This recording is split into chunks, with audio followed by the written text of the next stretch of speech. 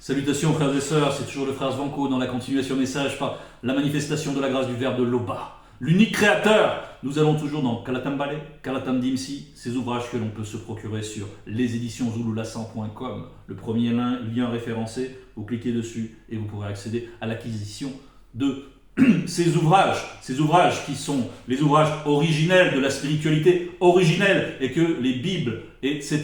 et tous les autres livres religieux ont copié, ont pompé, ont tronqué, ont falsifié, ont mis en fonction des intérêts charnels des hommes, ils ont mis plein de choses, plein d'erreurs, de contradictions, et sous l'inspiration du monde occulte, ils ont mis aussi toutes sortes d'abominations, toutes sortes d'iniquités qui sont avalisées par les religions, qui ne font que semer le désordre, la misère, la désolation dans ce monde. Or, il n'en est pas ainsi. Les écrits originels nous sont restitués en cette époque décisive où le deuxième né de la création, Zululassan, est avec nous.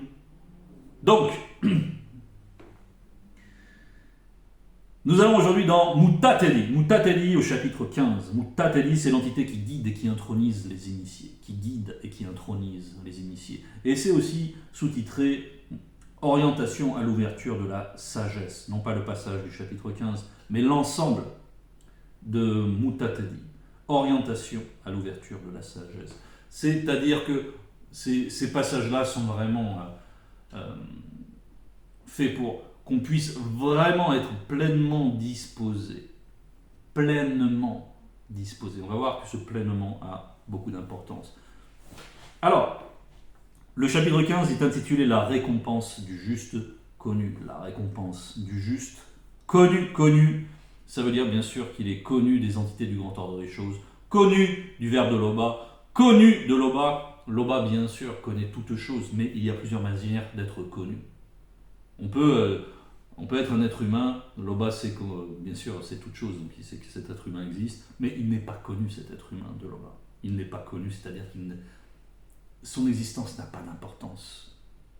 Parce que son existence n'est que momentanée, et que dans la réalité spirituelle, cette existence n'est pas. Tout simplement. Donc, la récompense du juste connu, c'est donc pas le juste celui qui voudrait par ses œuvres se justifier tout seul, non. C'est quelqu'un qui est connecté aux réalités spirituelles, qui reçoit l'initiation, évidemment.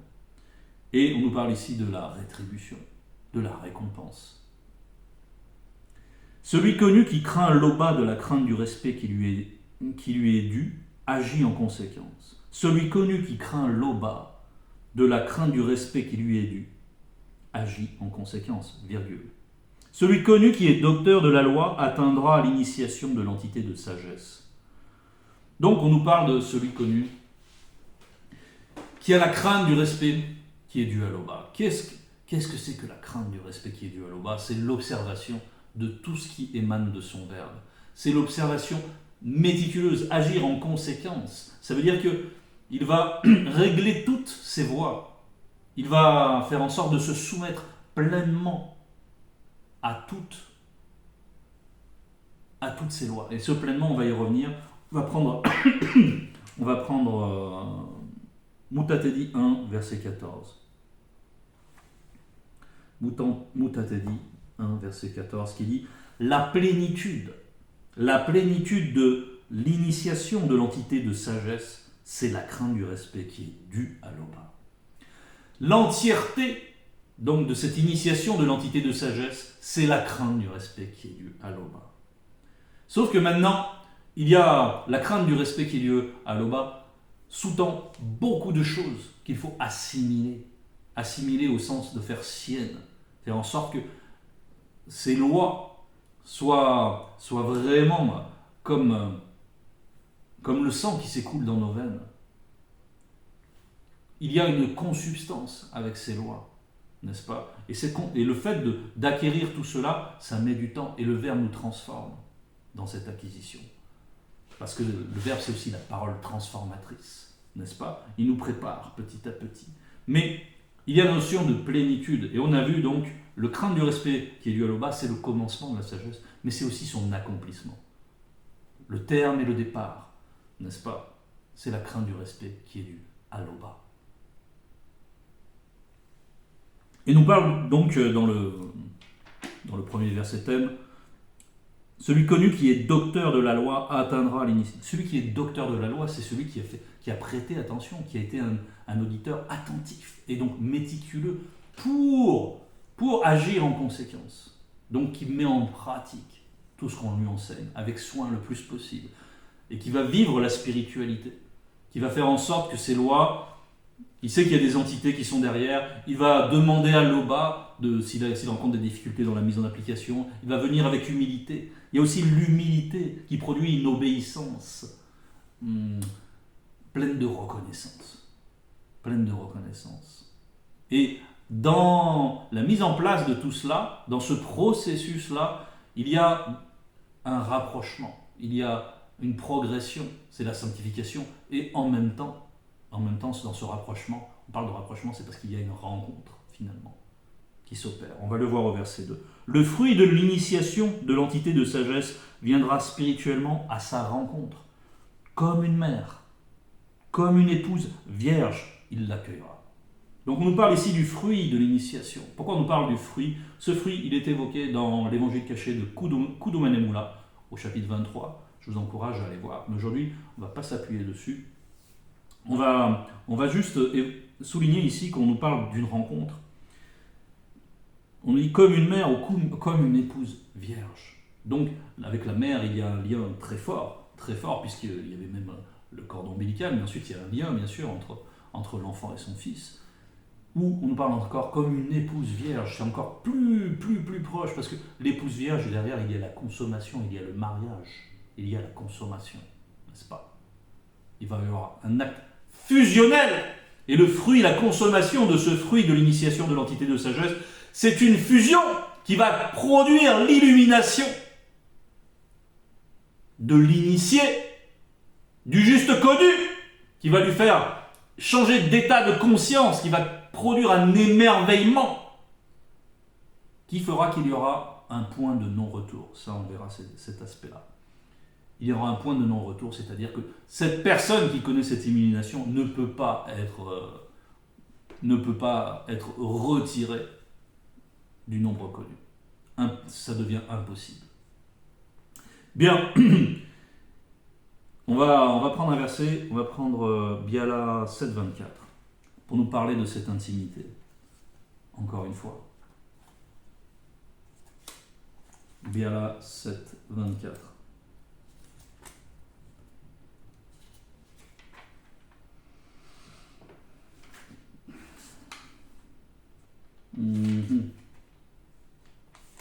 Non, 7, verset 4, pardon. Dis à la sagesse, 2 points, tu es mon allié. Tu es mon allié! Et appelle l'intelligence ton intime. Donc, on a vu la mère, on a vu aussi l'intelligence qu'on appelle notre intime. La mère qui est meilleure alliée que la maman, la maman connue, ou comme un père connu. C'est très difficile de trouver une meilleure alliance. Donc la sagesse, là, tu es mon allié. Et on dit aussi à l'intelligence, tu es mon intime. Mon intime. Et appelle l'intelligence ton intime. N'est-ce pas? Donc on voit les 2 facettes qui sont évoquées aussi dans le verset de Mutateli 15. Bon, reprenons cela. Il y a donc une grande insistance sur cette intimité parce que ça doit devenir fusionnel. Et c'est ce qui est évoqué aussi, ceux qui suivent les lives en ce moment de Zulu Lassan, dans le cheminement de Coma, qui était un non-initié, et qui a reçu la révélation de qui il est. Il a pu consommer ce fruit d'une certaine manière, certes, mais tout cela, c'est ouvert à chacun de nous, frères et sœurs. Tout cela, il faut bien être conscient, ce n'est pas pour parler, c'est actuel. C'est le présent, la spiritualité, c'est toujours la même. Les conditions changent, bien sûr, il y a des choses qui changent. Il y a les puissances qui ne s'expriment pas de la même manière selon les époques. Mais le verbe de l'Oba ne change pas. Le chemin de l'initiation ne change pas. Donc c'est pour nous parler à nous. Et nous aussi, on peut être à la place de Coma. On voit comment il était bien disposé, comment il avait plein de bonnes dispositions. Mais ensuite, donc, il fallait parachever quelque chose. Il fallait transcender cette conscience pour se connaître vraiment spirituellement, connaître son moi divin, et ensuite pouvoir faire plein de choses décisives dans le visible. Bien. Verset 3. Munima Mimbu, l'entité des saisons, le nourrira spirituellement de pain, du pain de l'intelligence. Il l'abreuvera spirituellement d'eau. Donc, on voit qu'il aura un accès permanent. Il aura toujours l'intelligence comme nourriture.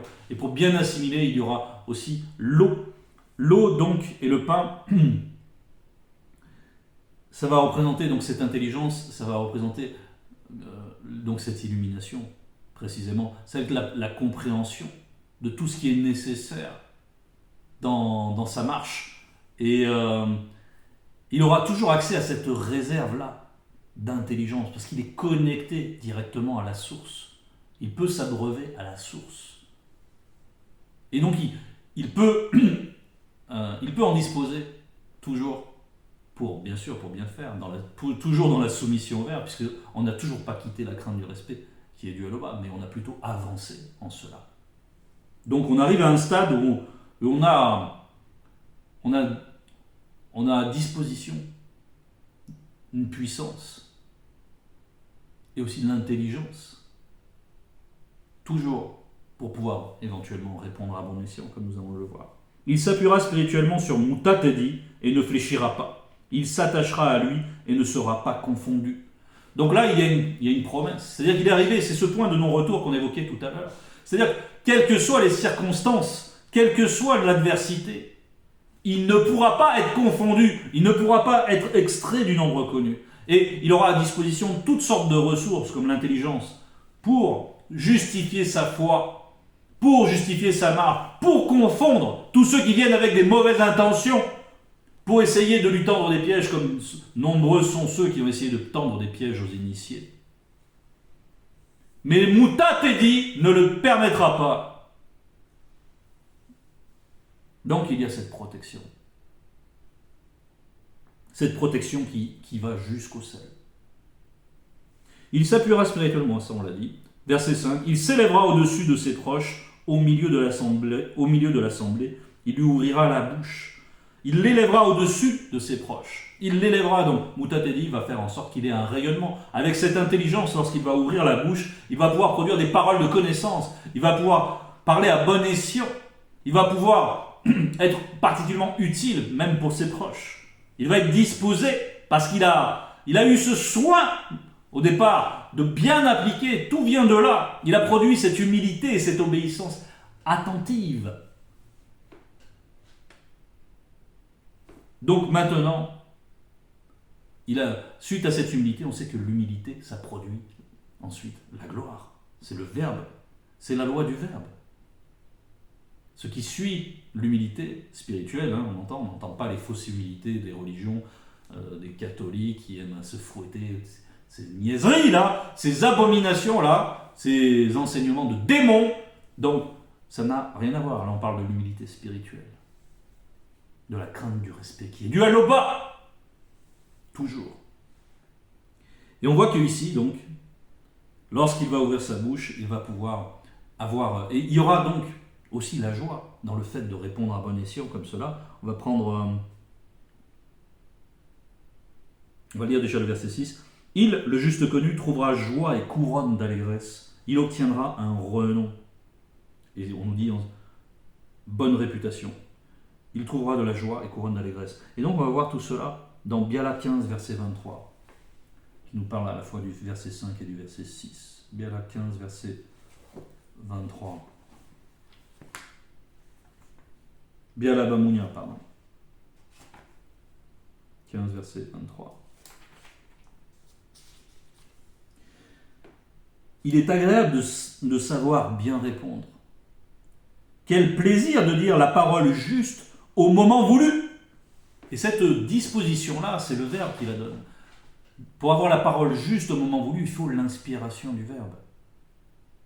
Souvent, dans le monde, les gens s'envient cette capacité de répartie, une capacité de... Mais ce qui va permettre d'agir et de parler de manière décisive de la sorte, c'est d'être un juste connu, c'est-à-dire d'être constamment sous l'inspiration du Verbe.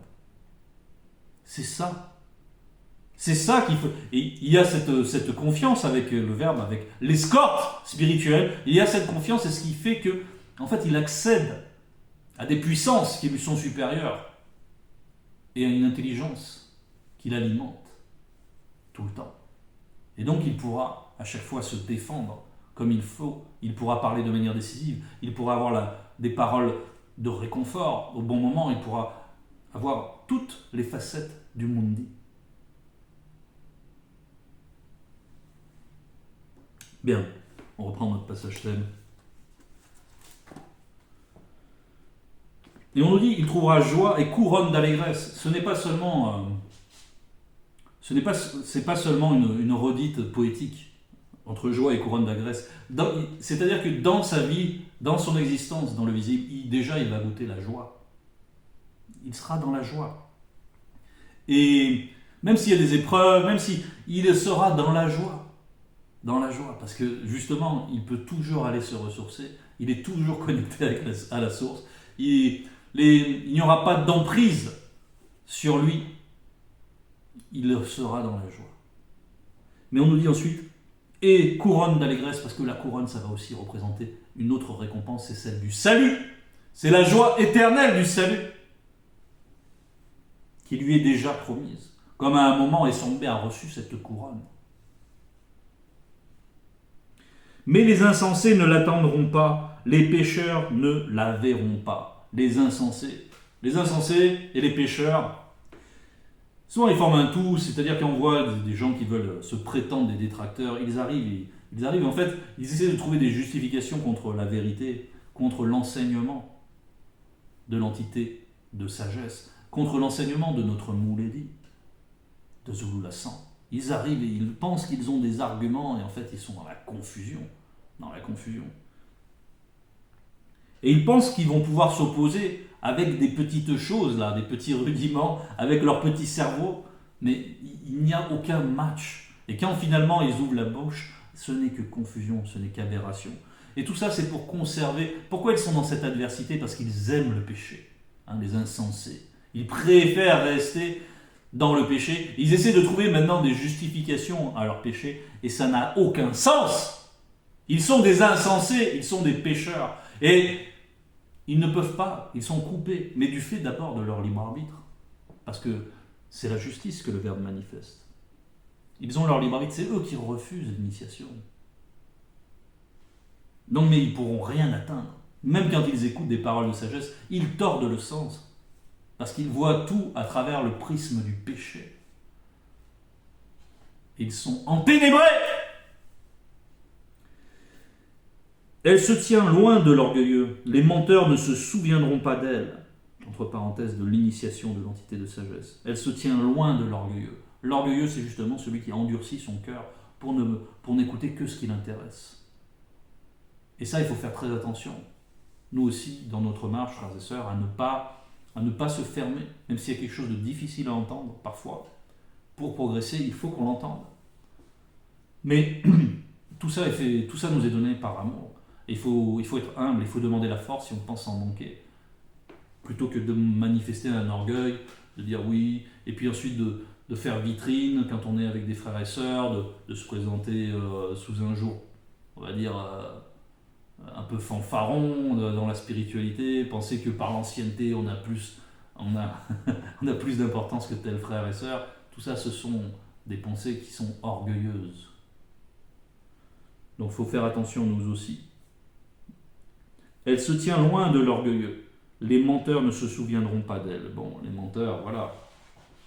Les menteurs, c'est ceux qui aiment l'antivérité, justement, qui font sienne l'antivérité et qui ne font que des progrès dans le mal. Plus ils avancent, plus ils se détériorent, plus ils deviennent perfides, plus la perfidité s'enracine et eux aussi, ils atteignent un point de non-retour. Mais voilà, dans leur direction à eux. La louange est malvenue dans la bouche du pécheur parce qu'elle n'est pas inspirée par le verbe de Loba. La louange est malvenue dans la bouche du pécheur parce qu'elle n'est pas inspirée par le verbe de Loba. Parce qu'il y a ceux qui vont dire Loba, Loba, Loba, mais en fait, ils prononcent de la bouche, mais le cœur reste éloigné. Reste éloigné de la vérité, reste éloigné de l'enseignement, reste éloignés de l'initiation de l'entité de sagesse. Ils ne veulent pas réformer leur voie, mais par contre, ils sont attirés par la connaissance qui émane de Zuluasan, ils veulent s'approcher, ils veulent intégrer éventuellement le groupe, etc. Mais ils vont être mis à part. Parce que le verbe de Loba, bien sûr, c'est toute chose. Et ça leur sera refusé. Par exemple, même la louange. Parce qu'il n'y a pas l'inspiration du verbe à l'intérieur d'eux-mêmes. Puisqu'ils cultivent des idoles en eux-mêmes. Puisqu'ils cultivent eux aussi la perfidité. Et même qu'ils sont encore plus hypocrites. Puisqu'ils invoquent Loba, mais qu'ils ne veulent pas toucher à l'enseignement. Qu'ils ne veulent pas faire leur, en tout cas sien, l'enseignement. Donc, quand ils vont s'exprimer, qu'est-ce qu'on va voir? On va voir la perturbation. On va voir les anomalies dans l'expression. On va voir qu'il y a des... Et tout ça vient du fait qu'il y a toujours des idoles dans le cœur. En fait, ils manifestent leur mauvais trésor. Et indépendamment, quand ils vont vouloir faire la louange, ça ne va pas venir avec fluidité. Il n'y aura pas l'intelligence, il n'y aura pas le pain et l'eau de Moudiamam Mimbu, il n'y aura pas tout ça, il n'y aura pas la lumière du Verbe. Parce qu'il n'y aura pas le Verbe, tout simplement.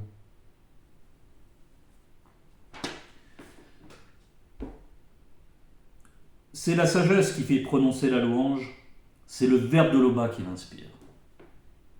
Voilà, la louange véritable, elle est évidemment, elle est spirituelle. Et quand on veut louer Loba, eh bien, il faut être conscient qu'on va être soutenu par le Mundi et qu'on va prononcer des choses par le Mundi qui va nous ouvrir la bouche pour prononcer la louange. Mais pourvu que nous ayons des intentions pures, premièrement. Il faut avoir des intentions pures. Ça, c'est le B.A.B.A. C'est la base de la crainte du respect qui est due à Loba. On en revient à la crainte du respect qui est due à Loba, parce que c'est la plénitude de l'initiation de l'entité de sagesse, comme nous l'avons vu. Donc elle est au début, elle est à la fin. S'il n'y a pas cette crainte du respect qui est due à Loba, il n'y a rien en fait. Il n'y a rien. Il n'y a que des illusions et du mensonge, de l'antivérité. Et donc on restera coupé. C'était le message. Toute gloire à Loba, ainsi soit-il.